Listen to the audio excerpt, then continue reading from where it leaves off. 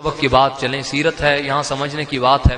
Social media کا دور ہے، ہر بندہ سمجھتا ہے کہ شاید میں جتنی دیر اپنا انا اور اپنی اکڑ نہ دکھاؤں میرے معاشرے میں میری جو ہے نا وہ کوئی ویلیو نہیں بنتی۔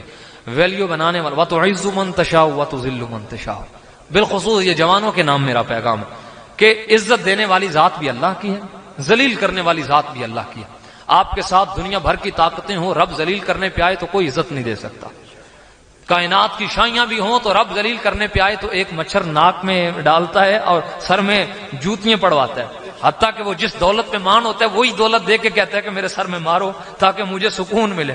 تو رب جب ذلیل کرنے پہ آئے تو کائنات کے شاہ کو بھی ایک پل میں گدھا بنا دیتا ہے، اور جب رب عزت دینے پہ آئے تو وہ ایک فقیر کو اٹھاتا ہے اور کہاں سے کہاں پہنچا دیتا ہے۔ یہ اسی کے حضور ہے، وہ کسی کو عزت دے کسی کو ذلیل کرے۔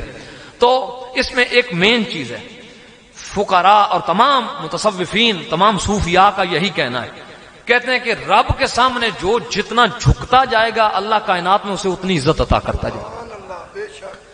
یہ بدر بھی، اور یہ بالخصوص میں فقراء کی زبان کہہ رہا ہوں، اور تصوف پڑھ کے دیکھیں آپ کو ہر فقیر جھکا ہوا نظر آئے۔ حضور داتا صاحب سرکار فرماتے ہیں میرا تصوف کے جو مراحل تھے نا جی چلتے چلتے، اور یہ تصوف کو جاننے والے لوگ بہتر سمجھیں گے، کہتے ہیں کہ وہ ایک مجاہدات اور وہ ریاضات میں چلتے چلتے ایک خاص مقام میں پہنچا اور میں رک گیا۔ کہتے ہیں میرا تصوف کی پرواز جب رکی، میں آگے بڑی کوشش کی، مجاہدات کیے، بہت کچھ کیا، آگے نہیں بڑھ رہا، کیا ہوا ہے؟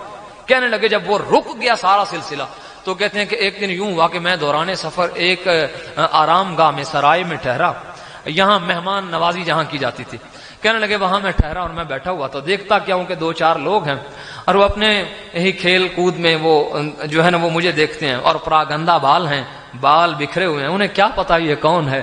یہ وہ ہے کہ جس نے پورے لاہور کو کیا پورے پنجاب کو بسا کے رکھا ہوا ہے۔ یہ وہ ہے کہ غوث پاک بھی فرمائیں، غوث پاک سرکار بھی فرمائیں کہ داتا صاحب کی حیات میں مجھے اگر زندگی ملتی تو میں ان سے شرف بیعت جو ہے وہ میں طے کرتا۔ یہ وہ تو علی حجویری کہتے ہیں، لیکن سادگی پسندی دیکھیں، کہنے لگے کہ میں یوں سرائے کے باہر بیٹھا ہوا تھا، انہوں نے سمجھا کہ شاید کوئی فقیر، پتہ نہیں کوئی مانگنے والا ہے یا کوئی درویش ہے، فقیر ہے۔ کہنے لگے کہ میرے سر سے وہ امامہ چادر ہٹی ہوئی تھی اور بال پراگندہ اور کپڑے پراگندہ۔ کہنے لگے وہ کیلا نما کوئی پھل کھا رہے تھے، کہنے لگے کھانے میں وہ آپس میں مزاح کرتے اور وہ اٹھا کے اس کے چھلکے مجھے مارتے جاتے۔ کہنے لگے کہ میرا نفس تو مجھے ابھارتا کہ ان کی جرت کیسے ہوئی ہے، لیکن تصوف یہ کہتا نہ دبا جاؤ رب کی مخلوق ہے۔ کہنے لگے کہ ان کے دو چار مارنے میں اور ان کے تانوں میں، کہنے لگے کہ وہ جو کئی دن کے مجاہدات سے جو تصوف کی پرواز میری رکی ہوئی تھی، کہنے لگے 2 منٹ میں وہ غصہ دبانے پہ اللہ نے میری پرواز کو پھر جاری و ساری فرما دیا۔ تو بدر بھی ہمیں ایک پیغام دیتا ہے، بدر کے مقام پہ اسلام کو سب سے زیادہ عروج ملا ہے۔ تو بدر میں میرے نبی پاک صلی اللہ علیہ وسلم سیاستہ اٹھا کے دیکھے بھری پڑی حدیثوں سے کہ میرے نبی پاک بدر کے مقام میں، ابوبکر صدیق کہتے ہیں کہ میں جب حضور کے حجرہ پاک میں آتا ہوں تو دیکھتا کہ حضور نے ایک چادر اپنے اوپر اوڑھی ہوئی ہے، سجدے میں سر ہے تو حضور یہی ورد کرتے جا رہے ہیں، یا حیو یا قیوم یا حیو یا قیوم یا حیو یا قیوم، حضور ورد کیے جا رہے ہیں، ورد کیے جا رہے ہیں۔ ابوبکر صدیق کہتے ہیں کہ حضور اس آہ سے روتے ہیں، حضور کی سسکیاں جو ہے نا وہ مجھے سنائی دیتی ہیں اور اس درد سے رو رہے ہیں کہ مجھ سے رہا نہ گیا۔ میں نے کہا حضور بس کر دیں، اب اللہ کی رحمتیں اتر رہی ہیں، حضور بس کر دیں، اب ہم فتح ہماری ہے، حضور بس کر دیں، اب اتنا نہ رو۔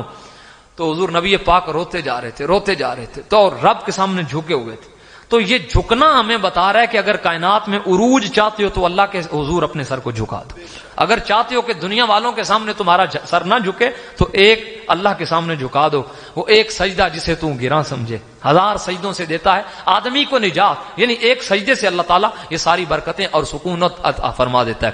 اور حضور نبی پاک صلی اللہ علیہ وسلم آپ کی پھر وہ دعائیں رنگ لائیں اور اللہ نے بدر کے تمام مسلمانوں کو وہی شانیں اور وہی عظمتیں عطا کی کہ اللہ تعالیٰ نے جو ہے وہ سب کو فتح یابی عطا کی، اور رہتی دنیا تک بدر کا ایک نام ہے۔ آج تک لوگ اسی پہ حیران ہیں کہ کیسے ہوا، کیوں ہو گیا۔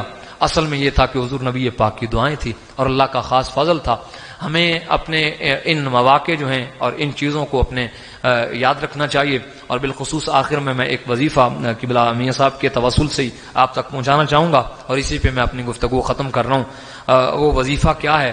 وہ وظیفہ یہ ہے کہ یا حیو یا قیوم کا جو حضور وظیفہ فرما رہے تھے سجدے میں سر رکھ کے، حضور سجدے میں سر رکھ کے، تو اس پہ شارحین حدیث نے کلام کرتے ہوئے کہا یہ جو حضور یہ یا حیو یا قیوم کا جو وظیفہ کر رہے تھے نا، یہ وظیفہ تا قیامت اس کو اس طریقے کے ساتھ صوفیاء کے ہاں مانا جاتا ہے کہ جو بندہ چاہتا ہے کہ ظالم دشمن سے نجات پائے اور اس کے دل میں اس کا روب بیٹھ جائے تو اسے چاہیے یا حیو یا قیوم پڑھتا جائے، لیکن پڑھے نیت کے ساتھ اور دل کے ساتھ اور اللہ کی رضا کے لیے پڑھتا جائے گا، اللہ تعالیٰ دشمن کے دل میں اس کا خوف بٹھا دے گا اور اللہ تعالیٰ فتح مقدر بنا دے گا۔ ایک ایسا وظیفہ ہے اور بہت سارے پہلو ہیں، بہت ساری حضور کی سیرت کی باتیں ملتی ہیں، اور پھر جب فتح اللہ نے عطا کی ہے پھر بھی حضور نے اللہ کا شکر ادا کیا ہے۔ تو اپنی کامیابی پہ بھی میں ناظرین کو آخر میں کہوں گا کہ اپنی کامیابیوں پہ بھی اللہ کو یاد کریں۔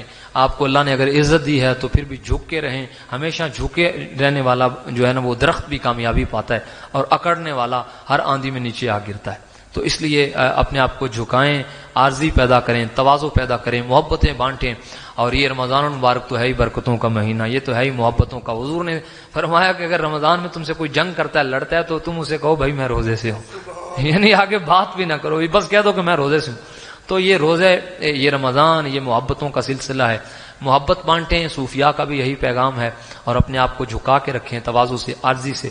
اللہ تعالیٰ اس آستانے کو تا قیامت آباد رکھے، اس کا فیض جاری و ساری فرمائے، اور اللہ تعالیٰ یہ سیال ساؤنڈ سسٹم ماشاءاللہ بڑا اچھا ورک ہے ان کا، اور اللہ نے بڑی خوبصورت آواز بھی میرے ویر کو دی ہے۔